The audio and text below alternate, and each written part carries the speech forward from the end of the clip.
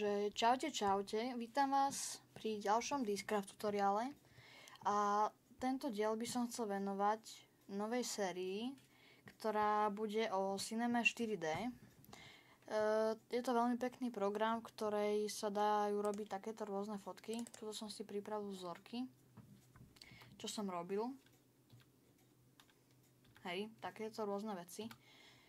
Mne sa ten program strašne páči a baví ma s ním robiť a priznám sa, nie je to ľahké a preto vlastne robím aj tieto tutoriály, aby ste vedeli s ňou robiť. Takže oboznámim vás s ňou, aby ste videli, jak to asi vyzerá. Nech sa mi spustí.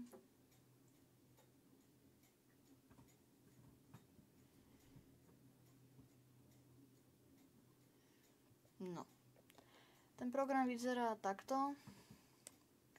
Je tu kopec tlačítiek, ktoré každé tlačítko má nejaký význam. Ja ju mám v angličtine a dúfam, že sa vám budú páčiť tie veci, ktoré vám budem ukazovať. A to by bolo všetko. Dovidenia.